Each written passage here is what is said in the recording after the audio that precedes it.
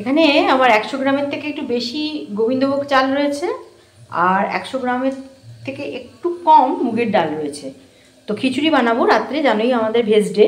তো চাল আর ডালটাকে ভালো করে ধুয়ে নেবো, ধুয়ে একটু গাওয়া ঘি দিয়ে আর একটু তেল দিয়ে ভালো করে ভেজে এটাকে প্রেসারে আগে সেদ্ধ করে নেবো। চাল আর ডাল ভাজবো, ভেজে সেদ্ধ করবো। আর এখানে একটু নেওয়া আছে আদা, জিরে, একটু লঙ্কা বাটা। তো এটার সঙ্গে একটু হলুদ, গরম মশলা সব কিছু মিশিয়ে এটা একটা মশলা পেস্ট করে নেব। আর এখানে যেটা হচ্ছে একটু আলু ভাজা। তো খিচুড়ির সঙ্গে একটু তো আলু ভাজা না হলে ঠিক জমে না। তো আজকে করতাম না, কিন্তু বেশ ঠান্ডাটা পড়েছে তো শীত ভাব আছে। আর ছেলে শুক্রবার আসছে না, তো খিচুড়িটা করবো। তো আলু ভাজা না হলে ভালো লাগে না খিচুড়ির সঙ্গে। আর একটু তরকারি রয়েছে তোমার, ওবেলার একটু ফুলকপি মানে ফুলকপির তরকারিটা রয়েছে, একটু কষা আলু দেওয়া, ওটা যদি লাগে ওটাও নিয়ে নেব। তো চলো চাল আর ডালটা ধুয়ে নিই। চাল আর ডাল ধুয়ে নিয়েছি। তো এটা এখন জাস্ট ভাজবো। কড়াই তেল দিয়েছি, এর মধ্যে একটু গাওয়া ঘি দিয়ে দিলাম। তেল আর ঘি এই দুটোর মিশ্রণে, তেল আর ঘি এই দুটোর মিশ্রণে আমি এখানে যে দেখো আমার ভেজা যে চালটা আছে, এই চালটাকে ভালো করে কড়াই আমি নেড়ে নেব। খুব সুন্দর গন্ধ বেরিয়েছে, ঘিয়ের একটা দারুণ গন্ধ বেরিয়েছে। তো এই ঘিয়ের মধ্যে আর তেল মিশানোর মধ্যে যেটা দিয়েছি সেটাতে একটু ভালো করে ডাল আর চাল ভেজে এটাকে আমি প্রেসারে একটু জল গরম করে চাল ডালটা সেদ্ধ করে নেব। খিচুড়ির আলু ভাজা, সেই জন্য আর একটুখানি তেল দিলাম। এখানে দিলাম একটু চিনি, একটু লঙ্কার গুঁড়ো আর একটু বিরিয়ানি মশলা। মোটামুটি আলুটা আমার ভাজা হয়ে এসছে। তো আমি গ্যাসটা বন্ধ করে দিয়েছি। এবার ঠিক খাওয়ার আগে, যখন আলু ভাজাটা বেশ একটু গরম থাকতে হবে, তো নাহলে ঠিক খেতে ভালো লাগবে না খিচুড়ি।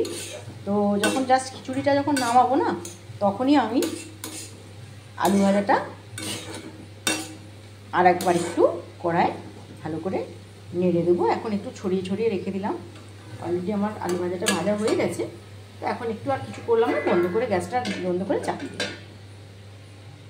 এই দেখো, এইটা আমার চাল আর ডাল ধুয়ে নিয়েছিলাম, সেটাকে গাওয়া ঘি আর তেল দিয়ে ভেজে নিয়েছি।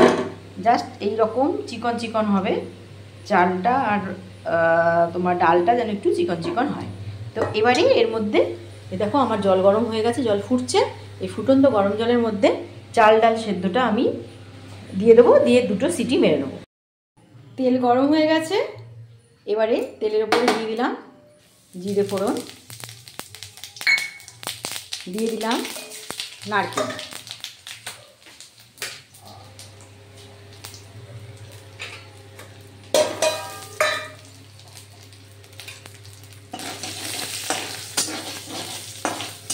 জিরে নারকেল ভাজতে ভাজতে দিলাম একটু হিং। এবারে এই যে মশলাটা, এতে জিরে আছে, জিরে গুঁড়ো আছে, একটু জিরে বাটা আছে, আদা বাটা আছে, লঙ্কা। এই যে মশলার আমার গুঁড়োটা রয়েছে, এর মধ্যে হলুদ ছাড়া সবই দিয়েছি। তো সেটা এখানে একটু দিয়ে দিলাম। এবারে এর মধ্যে একটু হলুদ দিয়ে দেবো, কারণ হলুদটা আবার দেওয়া হয়নি তখন। একটু হলুদ দিয়ে দিলাম।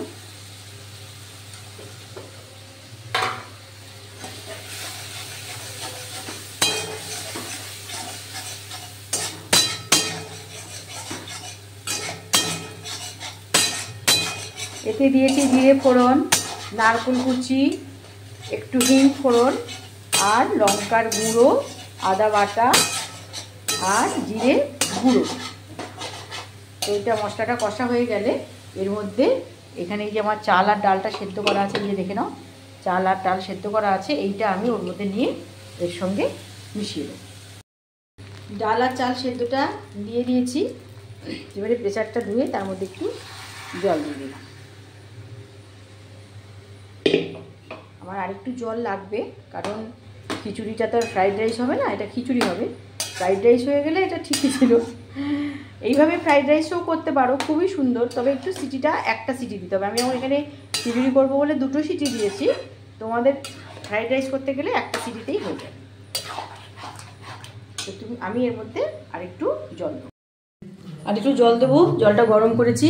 এবার এর সঙ্গে অ্যাড করেছি কাশ্মীরি লঙ্কা, এটা একটু বিরিয়ানি মশলা, জিরে গুঁড়ো আর একটু হলুদ দিয়েছি। একটু সাদা সাদা হয়ে গেছে না, এই জন্য আরেকটু হলুদ আমি এর সঙ্গে অ্যাড করেছি। এখনও আমি নুন দিইনি আর দিইনি মিষ্টি। তো মোটামুটি জলটা গরম হয়েছে। তো এবার এর মধ্যে জলটা আমি আরও একটু জল ঢেলে দেবো, কারণ জিনিসটা গলে গলে যাবে। দেখো, একবারে প্রেশারে না দিয়েও করা যায়, কিন্তু অসম্ভব সময় সেখানে চলে যায়। অত সময় কার আছে বলো তো রান্নার কাছে লেগে থাকার জন্য? তো আমাদের একদম একটাই মোটরও থাকবে যে চটপট রান্না করে যাতে আমরা বেরিয়ে যেতে পারি। তো আমার চ্যানেলে সেটাই হচ্ছে মুখ্য আলোচ্য বিষয়, যেটা হচ্ছে তেল কম, সময় কম, কিন্তু স্বাদ বিশাল। এইটাই হচ্ছে আমার চ্যানেলের মুখ্য লক্ষ্য। আর এই দেখো, একটু ফ্লেমটা এবার বাড়িয়ে দেবো, কারণ এবারে জলটা দিয়েছি, এটা ফাটবে, মানে চালটা ডালটা সবাই একটু বাড়বে। আর সবসময় কিন্তু এখানে থাকতে হবে, কড়াটা ছেড়ে চলে গেলে কিন্তু হবে না। তো এবারে আমি এর মধ্যে নুন আর মিষ্টি দিয়ে দেবো। সব কিছু দিয়ে বানালাম খিচুড়ি। সব কিছু দিয়ে মানে দিলাম কাজু বাদাম দিয়েছি, নারকেল দিয়েছি, কাঁচা লঙ্কা, আর যেমন জিরে ফোড়ন দিই, একটু হিং ফোড়ন দিই, যেমনভাবে করি সেভাবেই একদম গরম গরম খিচুড়ি করে ফেলেছি। কারণ আজকে একটু বেশ ঠান্ডা পড়েছে, তো খুব ইচ্ছা হলো। সেই সরস্বতী পুজোয় কবে খেয়েছিলাম খিচুড়ি, আর খাওয়াই হয়নি, তো ওই জন্য একটু খিচুড়ি করে ফেললাম জিরে ফোড়ন টোড়ন দিয়ে। আর এখানে আমার রয়েছে এই যে লাল লাল আলু ভাজা, এটাকে আরেকবার গরম করে নেব। তো রাতের এইটাই হচ্ছে আমাদের ডিনার, আলু ভাজা আর গরমা গরম খিচুড়ি। শুভরাত্রি বন্ধুরা, ভালো থেকো। সুপ্রভাত সুপ্রভাত সুপ্রভাত। দেখতে দেখতে মাধ্যমিক শেষ, আজকে বোধহয় অ্যাডিশনালটা আছে, আর আমাদেরও হাই মাদ্রাসার পরীক্ষাটাও এবারে শেষের পথে। আজকে যেটা আজকে আছে, তারপরে আবার সোমবার একটা হয়ে গেলেই পরীক্ষা শেষ। আবার কত নতুন নতুন বাচ্চার সঙ্গে দেখা হয়, কি সুন্দর একটা, মানে খুব ভালো লাগে, মানে তাদের সঙ্গে সারাটা দিন কাটানো বেশ মজাদার। মানে আমার তো একটু স্কুলে যাওয়ার ইচ্ছে ছিল, প্যারা টিচারিও তো করেছি, তোমরা অনেকেই জানো। প্রথমে আমি প্যারা টিচারই ছিলাম, কিছু ডেপুটেশন ভ্যাকেন্সিতেও করেছি, কিন্তু ম্যাটারনিটি লিভও করেছি। তো অ্যাকচুয়ালি আমার স্কুলে পড়াতে ভালো লাগে, হ্যাঁ, একটু দিদিমণি ভাব তো ছোটো থেকেই। তো এমনি পড়িয়েওছি অনেকে। এই পাড়ায় যখন প্রথম বাড়ি করে আসি তখন অনেককেই পড়াতাম। তো যাই হোক, কদিন বেশ একটা, মানে না পড়াই কিন্তু ওদের সঙ্গে থাকার জন্য বেশ অনেক নতুন নতুন বাচ্চাদের সঙ্গে দেখা হয়। তো আজকের দিনটা হয়ে গেলে আর একটা দিন ব্যাস। তো ভালো থেকো, সারাটা দিন ভালো কাটাও তোমরা। আজকে একটু এই পাশ থেকে তুলছি, কালকে ওদিকটায় তুলেছিলাম। এদিকেও এই পাশে বারান্দাতেও অনেকগুলো ফুল আমি এনে রেখে দিয়েছি। হ্যাঁ, মানে এক জায়গায় তো গুজুগুজু হয়ে গেলে ঠিক ভালো লাগে না দেখতে। আচ্ছা।